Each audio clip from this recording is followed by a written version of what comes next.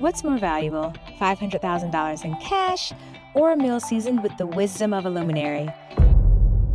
This is the tantalizing question that sparked the birth of a groundbreaking show, Lunch with the Luminary. You know, one of the things that I admire about what you're doing is that blend of what you enjoy with what you can get paid for. I can't tell you how many times I talk to people and they say, you know, I'm drained with my current employment situation. And I say, well, what's your passion? What do you enjoy? And they name it. They say, but I can't figure out a way to get paid to do that. So how did you figure out a way to do that? Well, as you said in the intro, I have been an entrepreneur since I was 21 years old. So that's 2 decades. And I think I just have a knack for spotting a need or spotting a gap and knowing how to fill it, right? And so whenever I look at any business or passion or whatnot, I look at it as a business. Right. You know, I came into the wellness space just as a passion, right? And there was light bulb moment after light bulb moment, like that's a gap I can feel, that's a need I can feel. And from that moment, that's when I was like, this is a business. Right. And I've always approached it as that. And even when I'm coaching women, in the wellness and retreat space, I say you can make both an impact and a profit, and you should. So you also personally, it wasn't just like a market assessment that you did where you recognized, oh, here's a gap and you personally felt and were connected to what that gap was, right? Yes, I mean, I was just in the work, right? I was in the passion of wellness and exposing more women of color to yoga, which was my modality at the time, and it was through conversations. And I think where we miss sometimes as business people, as entrepreneurs, is that we're just not listening. People will tell you what they need. They will tell you what they want. They will tell you what they're willing to pay for. Right. And that's where that's kind of like your unofficial market analysis. Yeah, absolutely. So what's interesting is when people make investments, they'll guide you and say, well, what do you enjoy? What products do you buy? That's how you should decide what to invest in. Right. And I think it's that same philosophy for which business you should take on. Where do you see the need? Now, you didn't just jump, you weren't just like a yoga person your whole life. You had experiences Not even close. that led you to that. So what was that? I mean, how far back do you want to go? Listen, I've got chicken and waffles, so you can start where you like. Well, you know, we can, if you want to go down memory lane, I can start from what brought me into wellness, and that was, and I'm sure every entrepreneur and business leader can relate to this, is just pure burnout. And at the time, and this was around 2015, I had been in the PR and marketing industry for, I want to say 11 years at that point. And even around that time, a couple years before that, I was like, I'm ready for something else. Like, you know, working with entertainers and producing large scale events, I am working 24 hours a day sometimes. So how did you know that how did you define it as burnout? Because so many people are, you know, very work focused, driven, and they're productive, and they translate it into I'm just busy or productive. So how did you begin to say, I'm seeing this, I'm feeling this is burnout?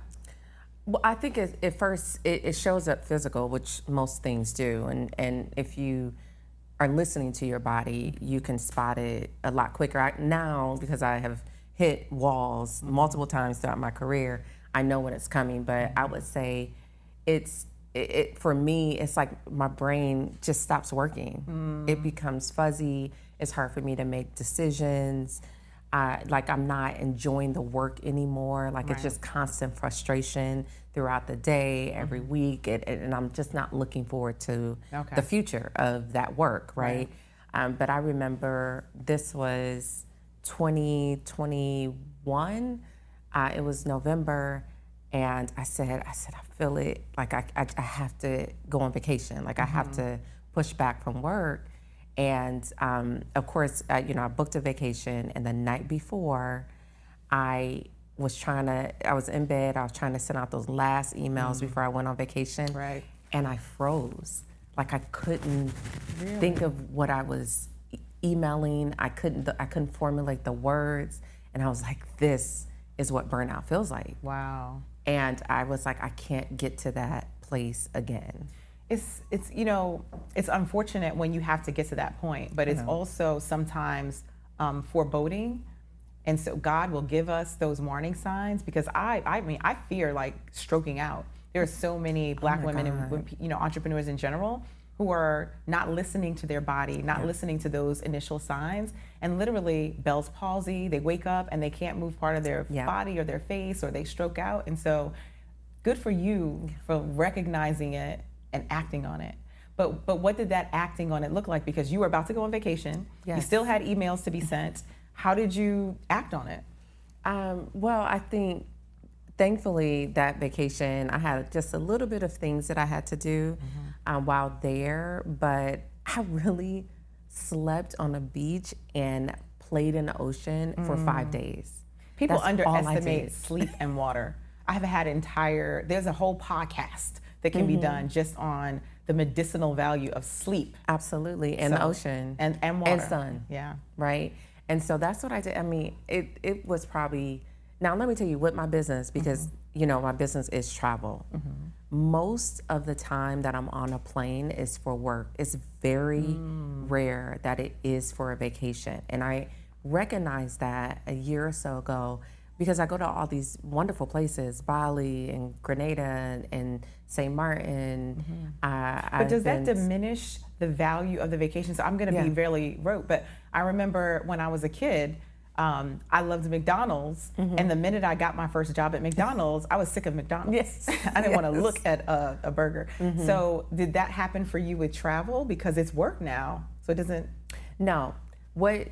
The boundaries that I've set with myself, because I think sometimes we forget, we're always thinking of boundaries for other people. That's true. But the boundaries that I've set for myself is that I at least have to take 1 or 2 true vacations a year.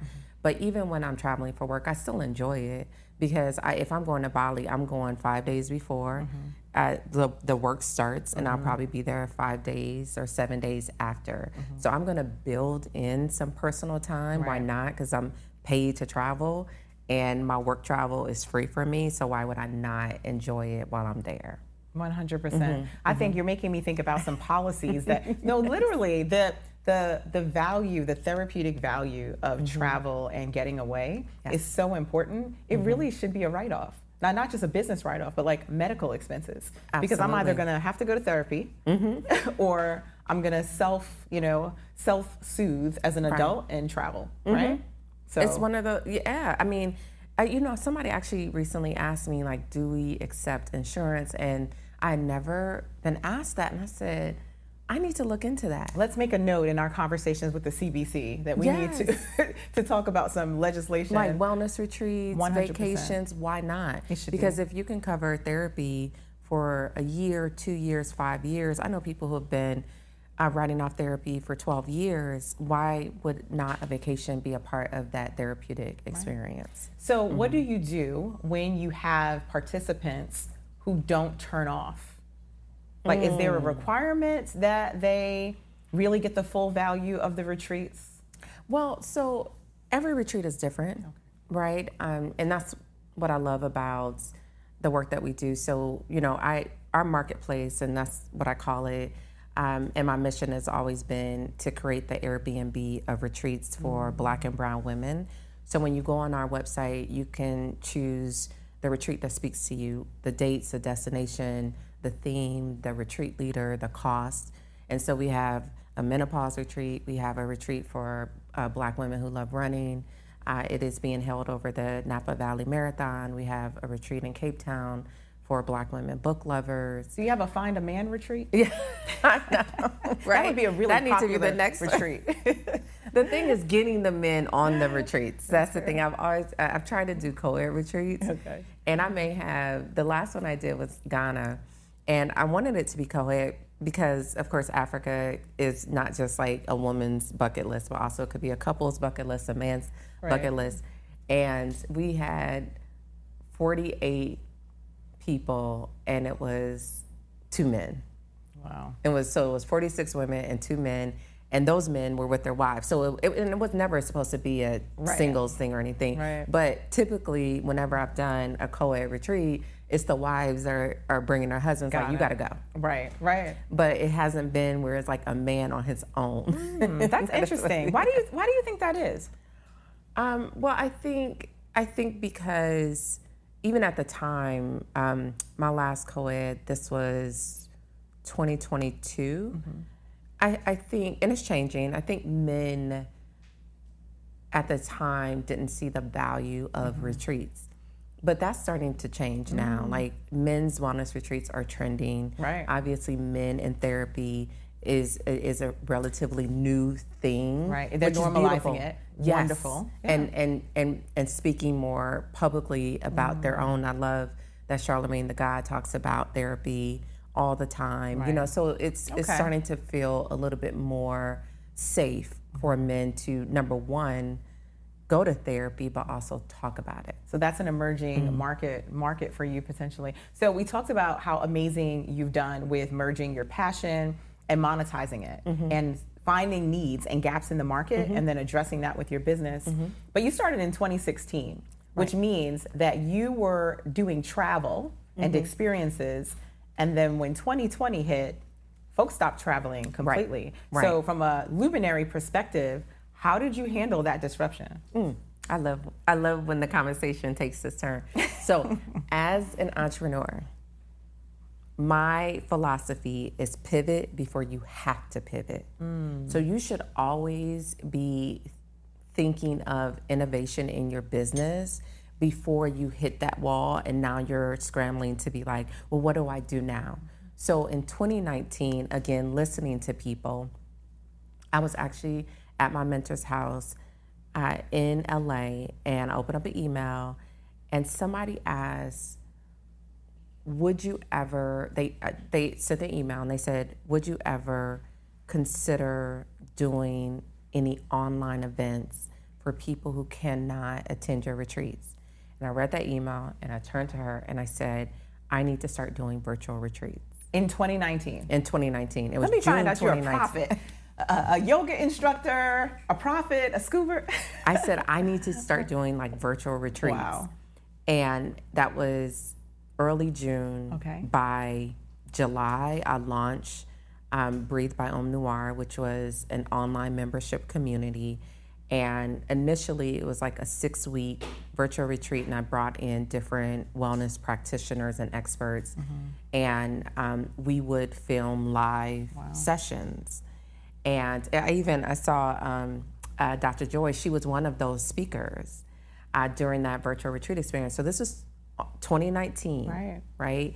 And so we went through, we completed the 6 weeks. I put it on hold, kind of, but we still had the community. Like, we weren't hosting sessions.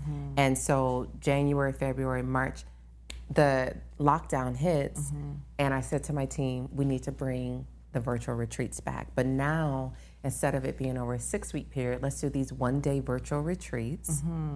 And it was within 2 weeks that we launched the first one, and we had over like 3,000 women sign up. It was free, of course. You pivoted. That was we pivoted. And throughout that year of 2020, we kept hosting these virtual retreats, and then they had to eventually turn into paid, but they were, $20, $25 or whatever. But that was, again, the moment I sat back and I was like, thank God I had already created a membership community. And then throughout lockdown, that's when all these people, all these different brands. And corporations at the time. I was in corporate, and we were looking for creative ways. We were like, okay, this is gonna be our new normal. We need to get teams together. We were doing, virtual teas, games online. Zoom started to morph. So that was a perfect entree, right, for your online retreats. Absolutely. And so that was, again, for me, always thinking ahead and what's next. And I'm a data nerd.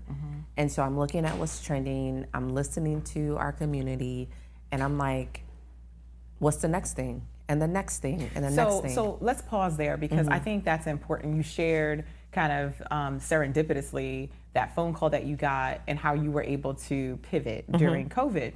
But if one of the folks watching or listening to this says, that's really smart.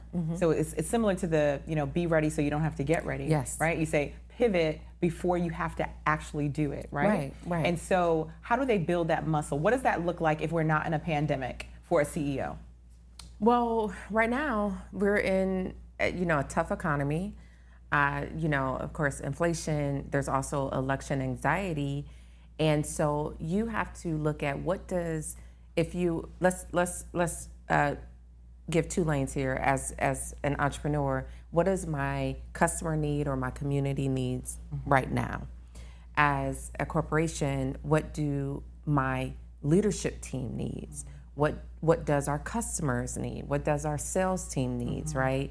And at the time, like especially in 2020 with George Floyd and so much happening, a lot of corporations, which was beautiful, started leaning more into wellness, right? Right. And the mental wellness of their leadership teams and their employees and things like that. And it has since faded away.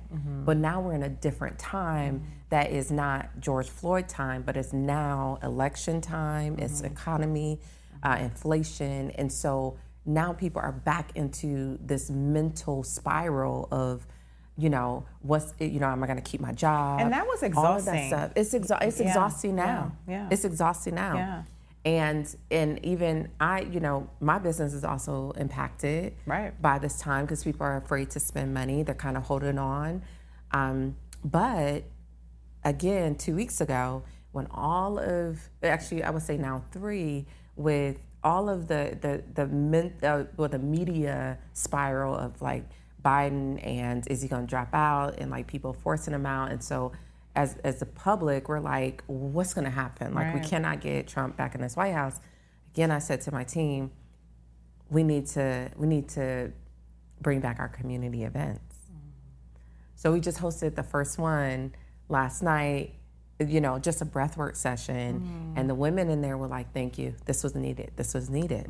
And I was like, we also, if we're going to sell these retreats that are $3,000 and $4,000 and $5,000, what we also have to do is get from behind our emails and all our email campaigns and our social media, and we got to connect with the community. And that is going to get people out of the anxiety of the future and instead be willing to invest in their mental wellness now. Right. I mean, I think the best way to address the trauma and the stress associated with, to your point, the political anxiety, the current economic climate, is to put yourself in a position of action. That's it. And so I think when you are in a position of action, then you have elevated yourself to a position of control, and you no longer, fall prey to the victim mentality and all of the mental and emotional stress that comes with that. So kudos to you for creating a community to do that. And let me also be very transparent. It was probably 4 or 5 weeks ago that, I was sitting, it was a Friday night. I had been overwhelmed by the week and the thought of how do we get on the other side of this? And I literally was sitting in my living room in the dark with a glass of wine, bawling, right? Because I was just like, what's gonna happen with my business? And I had exhausted myself enough that I went to bed. And I said, I gotta go to bed, probably about 9:30, because sometimes just sleep is the medicine. And you know what I did? The next one I woke up and I was like, okay, we're gonna put this in action, this in action, this in action. You have to calm your brain so that you can get the clarity. And sometimes, but you gotta release too. So how did you release when the cry? Okay. The cry was the release, and then the sleep. And by the next day, I woke up in action. And you know what also shifted? Because my energy shifted over that weekend, registration after registration after registration started pouring in. That energy attracted what you needed. That energy shift, exactly. You gotta call me when you start crying and stressing out. We have to do the entrepreneurial cry together. Yes, yes. But what I needed was to be very honest with myself. You are in a very critical time with your business, and you feel overwhelmed, and so the cry is what you need to get it out, right? And then you get into action, because what actually cripples me the most is when I'm not in action. I'm 100%. And when I allow that feeling to take over me, that's what I can't do. Right. So you know what I'm gonna do? I'm gonna cry, or I'm gonna go boxing, or I'm gonna go scuba diving. I'm gonna do something to get this energy out of me, and then I'm gonna go into action. Right, it's like when you have people whose joints ache, and they're like, I'm fine as long as I keep moving. Yes. But the minute I sit down or I stop, it takes me longer to get going. I end up getting stuck. And it's the same thing when it comes to business momentum. So you have so many nuggets of wisdom that you've already shared so far. But you are unique because you had parents. We talk a lot about first generation entrepreneurs and the disadvantage that first generation entrepreneurs have because they don't have the rich uncle or they don't have a parent who can kind of impart all those lessons. But you? No. Okay. Not we grew up very middle class. My parents were entrepreneurs, but my uncle, my dad's brother, was one of the, if not the first, Black McDonald's franchise owner. So you had a rich uncle. He was pretty rich. He was pretty rich. And now she's the rich auntie. No. And so when I say I come from a family of entrepreneurs, my grandmother and grandfather. Well, my grandmother never worked a job my entire life. Okay, so she was the inventor of the soft life. Yes, she was. She was the queen of the soft life. I was gifted her mink when she passed away. My aunt gave it to me. That's generational wealth. That's generational wealth. And I got a couple other different collections. Like my grandfather bought one of 3 of the dresses Rose wore in the Titanic for my grandmother. So that's how Really? I used to wear her clothes in high school. That's how fashionable she was. Wow. But they own properties. Right. My grandmother was the one Real estate. back in, I want to say, and of course I got all these stories closer to the end of her life and my aunt, but she convinced my grandfather back when no Black people in Akron, Ohio owned properties. She was like, she read the paper every day and she was like, I think we need to buy some houses. And she convinced him to start investing. And so that was their income. And of course, his Social Security and all that stuff for the duration of their lives. And then my uncle, he was one of the first Black McDonald's franchise owners, and he grew that to 16 stores. Nice. And then he passed it to his children. And they bought those stores from him, and so I've just been Pause around on that. They Yeah. bought the stores from him. They had He to. created the facility, but I'm just saying it wasn't just an automatic give. No. There's a lesson in having to create the financial structure to be able to purchase it from a parent. That's because wonderful. they were managers of all the stores, and so when he retired, they had to purchase it from him, and then they bought him a Bentley. Thank you. That was his That's the retirement ultimate gift. thank you. Yes.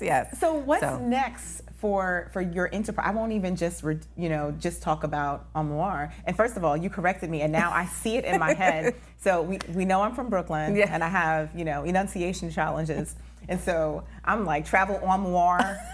The armoire that we put the clothes into. So she was like, no, it's Om. And it's 3 syllables. Yes. So I totally screwed it up. I had to count it. Okay. So Om Noir. Okay. Om so Noir. Om Noir. So the Om is the meditation chat, and then Noir, it means black. Right. In French, so Om Noir. So what makes, I know because I live it, but why did you decide to focus on Black people for the retreat? I would say people because you have women and men who can get value from it. But probably 97%, 9.5% women. 999. And then every now and again, we'll like I said, when we'll have co-ed retreats, we'll get a couple guys. Right. You know what? I just, again, noticing a need in the marketplace when I decided in 2015, burnout, going through a bad breakup. Right. And I needed something to get me out of that dark space. It was a very dark time for me. And I started taking yoga and fell in love with the practice. Of course, thicker and not as bendy. I'm in a whole class of 30 other white women. And that was one of the light bulb moments. And then I decided to get my yoga teacher certification, not because I actually want to teach at the time, but because I just want to get deeper in that practice. I'm one of those people, when I'm in something, I'm in it. And I'm Are you just a gonna Taurus? I'm a Virgo. Virgo? Okay. Yes. Because that, everything you do, you have to get a book, you have to make sure you fully get a yes. certification. But I love that you mentioned not as bendy and thicker, because even when I do yoga, I have big calves, and I'm like looking at everybody else, and I know you're not supposed to look at everyone else, but I look at everybody else. It's hard not to. And I'm like, they don't have the calves, and so they're folding their toes, and I have big calves, or your butt is gonna look a little different when you're, I appreciate. But also you have to realize that everybody starts at the beginning. This is true. And they just, at the time, like wellness back in, let's say 2010, 2015, 2016, 17, felt like a white woman's game, right? Because of the costs, because again, you would just go into these rooms and you would be one of a few or the only, right? And so there was a point, like, as I kept going to class, one day I got into that bridge. One day, you know what I mean? One day I was able to do a headstand, but I think initially, and what a lot of us do, not even just Black women, but just entrepreneurs, is we hit like that barrier and then we back up, right? So you go to that one yoga class or two and you feel out of place and you can't do, the poses, and then you just be like, this isn't for me. But if you get on the other side of it, if you just keep going, my philosophy is go to your edge and then just go a little further. Thank you for creating a platform that even allows us an environment to get to our edge, or to find our edge, and to get beyond it. So what we think is our edge. Or what we always think that is our edge, and it never is. That's the truth. You'll see, I posted a video online of my ice challenge, and so I want to do that. You did the sauna, the hot sauna, 15 minutes, and then you go in the really cold water. And the first time I did the dip, I did 10 seconds because I was getting into my head. Yes. And I literally jumped in and said, there's no way I'm doing a minute. I went in, and I was so mad at myself because I preach positive thinking, and and I said, you know what, the next time I go in, I'm gonna go in with a positive attitude. And I sure did do a minute and 5 seconds. The extra 5 seconds was painful. But you're right, sometimes extra that 5 seconds in 32-degree water is. But you're right. I think we sometimes set limitations for ourselves that are not real. Yes. And if we just push ourselves beyond it, and your travel is an amazing way to like capture and find that space for yourself. Absolutely, absolutely. I mean, well, I'm so adventurous, right? So like I said, I scuba dive, I have hiked active volcanoes. I rock climb. Christina, I can never find anybody to do. When I went skydiving, I had nobody to go with me skydiving. I would do it. I went by myself. Oh my gosh. I went by myself. That's impressive. Yeah. That's impressive. So even with my retreats, the one that I lead, there's always going to be an element of adventure or something that's going to challenge you to confront a fear. Because I firmly believe that when we confront and overcome a fear, it unlocks a different level of power and strength in us. And again, too many times, because we get in our heads or we're listening to other people, why would you do that? That's too dangerous. Right. You're a mom. You know what I mean? You got to think about your kids. What if something happens? So you're such a risk taker, as if it's a curse. As if it's a curse. And so we never get to unlock this new level of power and courage and bravery. So when I've had moments where, maybe we're on a sailing cruise and everybody's in the water and there's somebody that's just like crying and like, I can't do it. I'm like, I got you, just try it. Like, put on the life vest, just hold on to the boat on the side. And the shift that I see in them in that moment is so transformative, because whenever that person is faced with another challenge, they're gonna think about, I jumped in the ocean, something I said I would never do, and I did it. So why would I not be able to do this? Wow, and I'm 100% aligned. I actually did the skydiving right before launching my business because it was an analogy for me. If I can conquer that fear and do that, then I can do anything. This other risk is nothing. So what is next in the horizon for you? Well, we, of course, like I said, we host about 15 to 20 retreats a year. My next shift is, we also work with influencers to curate retreats for their community. So kind of think of us as the wedding planner, and they're the host. And so we do all of the behind the scenes logistics. I just locked in like a huge, if I say DJ, not the one you're thinking of, but like somebody else. who also is well known, to work with them on a retreat. And then also the corporate space. I would love to produce retreats for, like, again, corporate leadership teams, whether it's like their, their person of color teams, right? Or like the their DEI employee resource agency, groups. Right. employee research groups, whatever, their sales team, 100%. whatever. And that is like the next. And then of course we're going to also get into group travel. So we want, my thing with Om Noir is like, let's meet our community where they are, and we walk alongside them through each level of their wellness journey. So any point of your life, you may be like, I need a spiritual retreat, I need a pilgrimage, or you might say, I just need a yacht week in Greece to let my hair down. And the beautiful part is that you can stay within this community and have so many options to tap into wherever you are in your wellness journey. So where do people go to see the catalog of all the options they can tap into? Oh yeah, so you omnoir.com. So it's OMNOIRE.com, and we just have a full calendar of retreats. And then, like I said, we're gonna launch our group trip division probably in the next couple of months, and then there's just so many other things that are coming along too. Well, we are going to do a boost trip for entrepreneurs with you That guys. would be wonderful. Yeah, so I've gotten so many nuggets. Hopefully you guys have too, around tapping into your power, conquering your fears, taking the time to relax and take your breaks. And the fact that it's 3 syllables, Om Noir. Let's dig in. Om Noir. Okay, I got that. This looks so good.